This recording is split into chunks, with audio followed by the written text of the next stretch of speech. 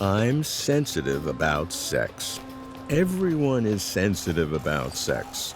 Yet, sex, of course, is intimately part of human life. Health and well-being, psychological as well as physical, in addition to the obvious reproduction of the species. I'd best be careful, but not too careful. To me, truth, not political correctness, is the higher good. Here's what I'd like to know. How do sex and gender probe what it means to be human? Normally, we see sex exploited. We are entertained by sex everywhere. I'd like to try to find deeper meaning in sex. Taken together, sex and gender have critical personal applications, such as in relationships and healthcare, and critical public impact, such as in acceptable behaviors and standards of speech. The linkage between sex and gender is a vast area of scientific facts and social mores. Are there fresh insights to find? I propose to view sex and gender from the perspective of philosophy of biology.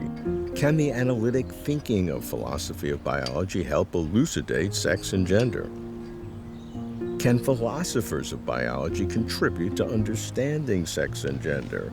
Can philosophy discern sex and gender? I'm Robert Lawrence Kuhn, and Closer to Truth is my journey to find out.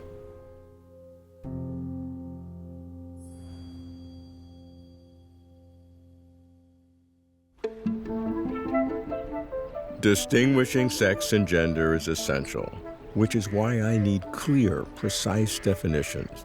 Sex has many meanings. Here, sex is a term of classification, referring to either of the two biological categories, female and male, based on chromosomes, hormones, and reproductive organs, while recognizing there are variations. Gender refers to either of the two personal identity categories, female and male, based on socially constructed attitudes and perceptions, psychological, social, cultural, and even political. Gender is influenced by the environment and self-determined and self-presented by the individual, with identities, expressions, and behaviors tailored to girls, boys, women, men, and gender-diverse people. To seek insights in sex and gender, I need to start with an overall perspective. I meet an expert on the evolutionary genetics of sex, gender, sexuality, and sexual relationships, Nathan Lents. Nathan, you have been focusing on sexuality and gender. What are the unique approaches that a philosopher of biology can bring to what seems to be very obvious subjects? A philosopher of biology really takes a bird's eye view and synthesizes a lot of information that scientists produce into a coherent picture. And right now there's so much information that's being produced that's changing our perspective on what sex is really about and how gender is constructed. It was really the social sciences that brought this view that gender is a construct into the mainstream, but biology is starting to catch up to that as well. And it's been interesting to watch practitioners of biology get away from the traditional sort of dichotomous view about sex and gender into a more expansive view of it. And a lot of biologists came along kicking and screaming. There was a tendency in biology to categorize every individual as male or female. And occasionally you'd get male, female, hermaphrodite. Everyone wanted to just put individuals into boxes. And it was thought to believe what a species is really like is to try to boil them down to the essentials. But what that misses is that the diversity, the details, the variance from the norm is really what the species is all about. And so very simple ideas about maleness and femaleness sort of start to fall apart when you look at it from a broader perspective. I'll just give you one simple example. Many birds and reptiles engage in a behavior that used to be called female mimicry. And this is when a male sort of pretends to be a female. But if you look at it from another point of view, that it's just another way of being a male, another way to try to win at the game of reproducing, and that no one's fooled, there's no deception, it's not mimicry. What it's doing is playing with the themes of sex and gender in a way to see what's going to work in the environment. There's no one right way to be a fish, and there's no one right way to be a human. From the animal point of view, if there is a female mimicry for males? What is the benefit for that? Who are they attracting? Well, for one thing, by masking your own maleness from another male, for example, you immediately lower the aggression. And so male-male partnerships generally depend on both males can't be territorial and aggressive. And so when you have a male-male partnership that's going to be successful, there's going to be roles to play, so to speak. So if you look at lions, for example, we tend to think of there's one male alpha lion. But actually, most lion prides are run by a coalition of males. Those males work together. One male is sort of more in charge in terms of the dominance hierarchy. And if there were two alpha males, only one would walk away. Yeah. So there's different ways to be a male that are successful. And by joining a coalition of males, and those males do have sex with each other and they spend a lot of time in social contact, they build trust and they work together and then they share in what is the ultimate goal, paternity. Where it's an alpha male and some subservient males in a pride, they will have sex together? Absolutely. Yes, male. And will the alpha male always be the one on top, as they say? Well, some of those details aren't necessarily parsed out in the literature, let's say. But it's also important to remember that there's various ways that humans have sex, right? That don't always depend on a penetrator and a penetrating, and animals the same way. Right. There's lots of friendly contact. What we call sexual versus non-sexual is often, does it involve the genitals or not? Which is a fairly arbitrary distinction when you think about what goes on in the brain chemistry of two people who are having sex. Right? You have the release of hormones for attachment and even mood alteration, and those can happen with all kinds of physical contact that don't necessarily centralize the genitals in that contact. As you've studied sexuality, what kinds of shifts have you seen in recent years? Well, I've seen a lot more openness to sexual variety and gender variety, particularly in other animals. So we had this view, which began as anthropomorphic or anthropocentric view, that animals just have a simple desire to reproduce. Sex was nothing more than that. And now maybe they have sex for other reasons than just procreation. The bigger point is that what we found is that animals engage their bodies, minds, and sexuality in much richer ways than we ever thought before. Whenever we pair up, people don't. Nathan's insight is that sexual variation and diversity are the norm, not the exception. And only changes in social perceptions have pressured biologists to broaden their prior simplistic bimodal views. But what's the latest on the basic biology of sex? I ask a computational biologist and a physician, Joshua Swamidass. I think it's helpful to understand that there's actually multiple definitions of male and female. So for example, one way to think about a male or female is just kind of external genitalia and their physical presentation, right? That's one way, and it's actually, most people probably understood that over the last several thousand years. But we also now know genetically that the vast majority of men are XY, and the vast majority of women are XX. So what do you do, though, with a person who's presenting as a male on their external genitalia, but they're XXY? Or they're presenting as a male, but they're XX. So this is an example now where the genetic definition may not always correspond. So you can have external male genitalia with XX? Yeah, you can. But yeah, it's extremely rare, but it has to do with exposure of testosterone at a particular time in utero. And that can happen either because of genetic differences that a person has, even though they're XX, or just because of external exposure too. So it's not even really related to what their genetics are. It actually has to do with exposures they get. Of the mother during that period. Yeah, I think we need to be thinking through carefully in those cases, which are very real, how to be the most humane and the most human to one another as we possibly can. Well, I think a good start is to show that there are these differences. Trans people would say, I'm a male trapped in a female body, or the reverse, a female trapped in a man's body. And the terror and the psychological trauma of that, it's hard to imagine. When we think about the differences between humans, it's really common to think that genetics will be determined, but in almost every case we look, there are exceptions, but genetics is very poorly correlated with these sorts of things. So a person might feel that their gender is a female trapped in a male body, and it might be unchangeable to them, and it really is the truth that they feel that way. I think the chances that that's actually related to genetics, like a DNA change, just given how most things are in medicine, is lower than our intuitions might have. Yeah, but if there is a genetic determination in that case, that would be a helpful piece of knowledge. Oh yeah, and whatever the answer is, we're gonna treat people who are transgender in the most compassionate and humane way possible. Science doesn't really give us that, though. It doesn't give us ethics, right? It doesn't tell us how to treat Nor each should other it. well. I'm not sure whether or not we find a mutation for transgender, for example, really should change much about how we treat someone who's transgender. Joshua's insight is that the simple genetics and basic biology of sex may not determine the psychological but no less real sense of gender. It's hardly a surprise that nurture as well as nature affect attitudes and orientations. But if so, is sex then still real, a legitimate category, a natural kind? Why do some experts say, no, sex is not a natural kind? Sex to me certainly looks like a natural kind. I explore with a philosopher of human evolution who focuses on ethics of the new biosciences, Rachell Powell. Rachell is quite openly transgender. Lately, you've seen sort of a lot of arguments within the philosophy of biology, philosophy of science community, challenging, for example, the notion of biological sex.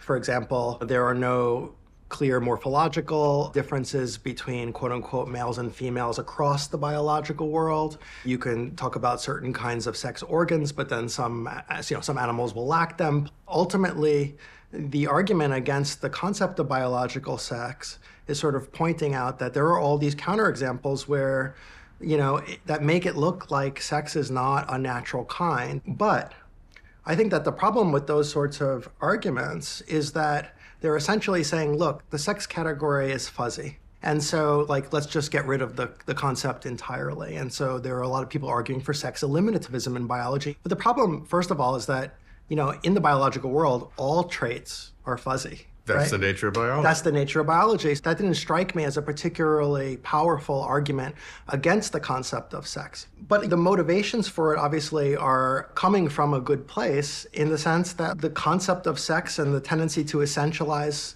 sex and to conflate it with gender has obviously done a tremendous amount of harm to a lot of human beings. The question becomes, is it still useful to talk about biological sex for human beings? Like, for example, in the medical context, regardless of whether it's useful in other sort of biological contexts. There are some people that because they're skeptical of the sex concept, they don't like to have the idea that there's a sex box and a gender box because then it suggests that sex is somehow biologically essential, but gender is a lay-on cultural construct. Right. But the problem with this is that when you don't, you run all sorts of healthcare and moral value risks. So, for example, if you're a trans woman, but there's no context in which you would mark yourself down being biologically male, then how do you know whether you should go in for prostate screening?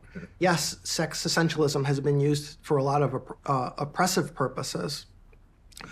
But the flip side is that pretending that sex doesn't exist really runs serious risks in the medical contexts. Yeah, so like one of the new boxes you check when you go to a new doctor is a biological sex at birth. Mm-hmm. That's a way to sort of straddle the problem or not deal with the gender or sex.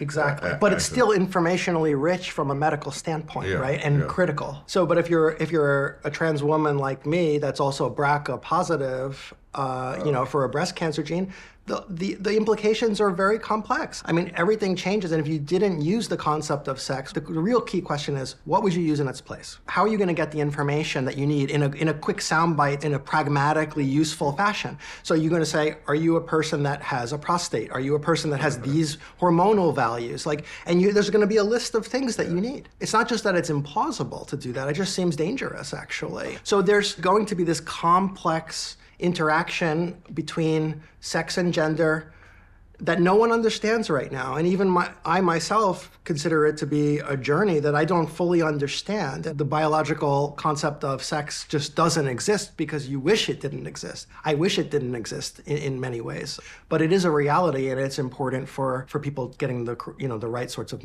healthcare. Rachell's insight is that even though sex essentialism has damaged conflicted people, biological sex remains an important identifier, especially in healthcare. This would mean that total fluidity between sex and gender would not work. So, since sex and gender are not the same, what about the relationship between sex and sexuality? Biology and life. I ask a philosopher of science and biology, the author of the path-breaking book, The Case of the Female Orgasm, Elisabeth Lloyd. Lisa, you've told me something privately, which I'm going to talk about publicly, that you call a feminist philosophy of science. Now, I know what feminism is, I know what philosophy of science is, but I do not know what feminist philosophy of science is. Well, feminist philosophy of science is doing philosophy of science from a feminist perspective, or using feminist heuristics. And by heuristics, I mean guidelines for model building. So using feminist values, or feminist, if you will, biases to help you build new models, or to complement the models that are already there. So the models that are already there for example, how people have sex together in heterosexual couples are basically based on having the man have an orgasm.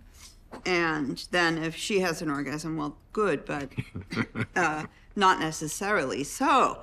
And the classic model of heterosexual sex is foreplay, male penetration, and over. And what people have noticed, especially women, is that in that sequence, female orgasm is not likely to happen unless somebody stimulates her clitoris while she has intercourse.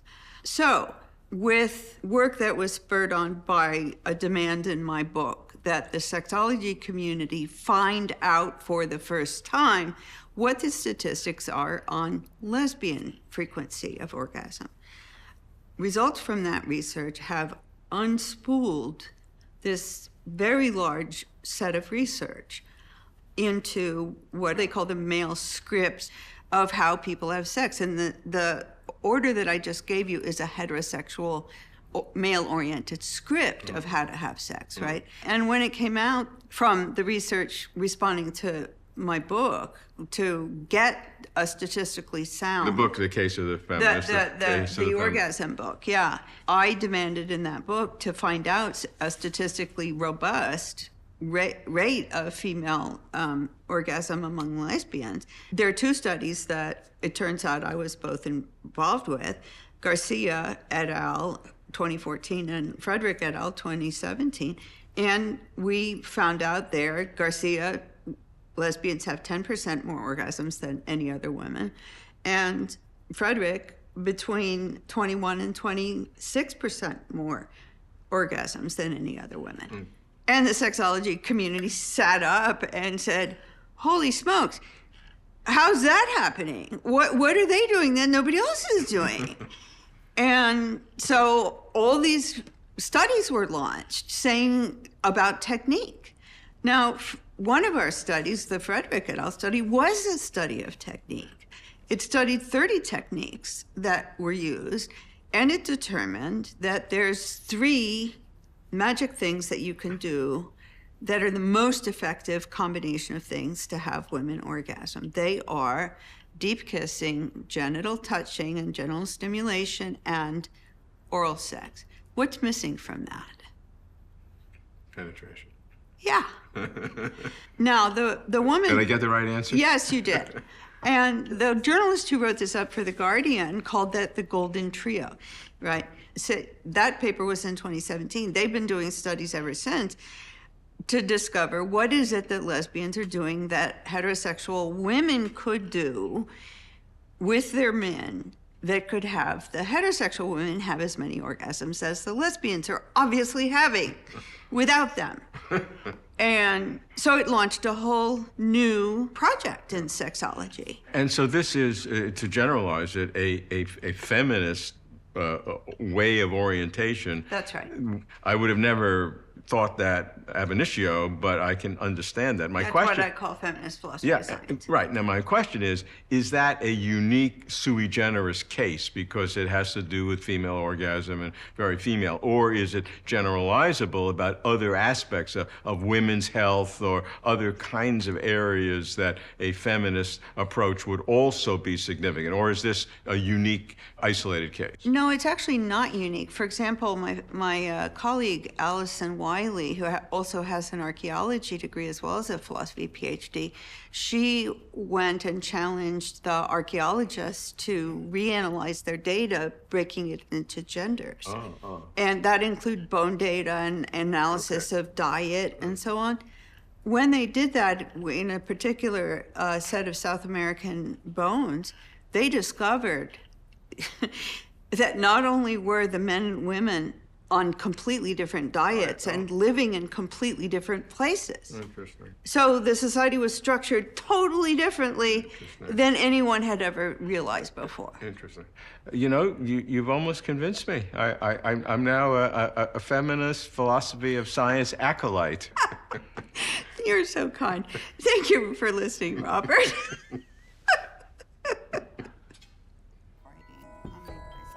Lisa's insight is that a feminist philosophy of science provides women's health and wellness benefits. Yes, orgasms are a wellness benefit, unattainable by traditional means or orientations. The sex-gender tangle is not just a personal matter. It is also a serious social issue. Protocol. What's an example? I ask a philosopher of science and biology, an expert on discerning natural kinds, Quayshawn Spencer. The approach I like to take in my work is really try to get at the heart of what's at stake. One issue that's been getting a lot of attention, because I am a sports fiend, is the appropriate way to think about and treat trans women in sports. If you look at a sport and you want to figure out where the fairness cuts are, what you should do is do like a lot of iterations of competitions in that sport to see what the distribution looks like. An example would be, say, a 100-meter sprint track and field. Now, what you likely see is Olympic men with the fastest sort of times, and then college men, and then high school boys, and then Olympic women, right? That's how big the disparities are. And so we look at that and say, well, maybe we need to separate by gender, but I think that's a mistake, because we really generated that observation from rough and ready ordinary classifications of man, woman, boy, girl, and not looking at the underlying biological process that's generating the disparities that we're seeing, which seems to be things like having gone through male puberty, for example. I have some young sons and they're playing like soccer right now. Like the girls are just as good as the boys. There's not really much difference, but once that male puberty hits, I'm sure there'll be a lot of differences, right? And so if you were looking at clustering the data by something like male puberty, then that would probably be a better way of segregating sport. But we have this history of segregating sport by gender or by sex, when these are, of course, connected, but they're not the underlying biological processes producing. Yeah, that's fascinating. So how would you do that then in practicality? You would ask when that transition was made? And whether it was before or after puberty? It would be process-based. We're trying to make these separate rules for people of different genders. Well, that's a rough and ready way of actually getting at what's really at stake. Yeah. My granddaughter was the only girl on the hardball summer circuit, and all the boys made fun of her until she hit a home run. And she was one of the best players, but that was when she was 12. 2 or 3 years later, obviously, things would be different. Not even close.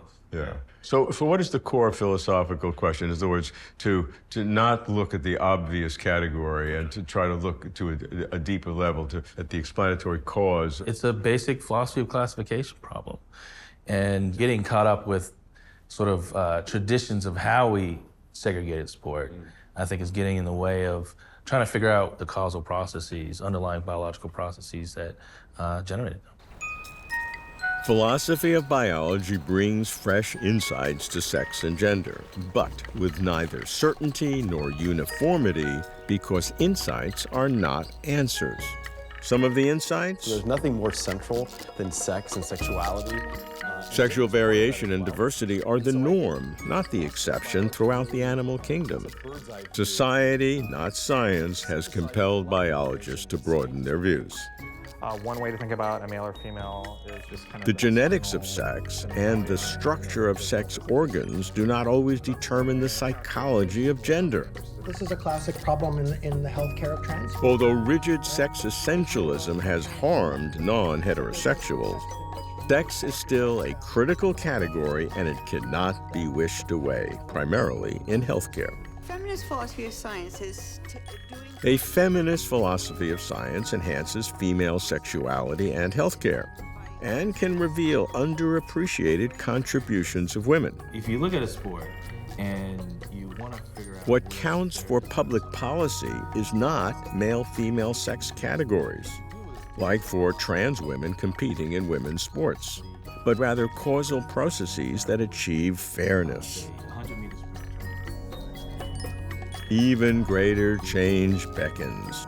Business will see sex and gender as a high-value target for biotechnology, AI, virtual reality, robotics, and transhumanism.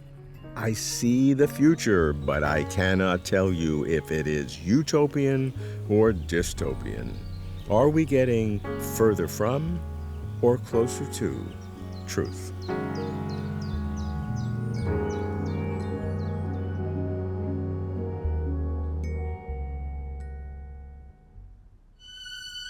For complete interviews and for further information, please visit closertotruth.com.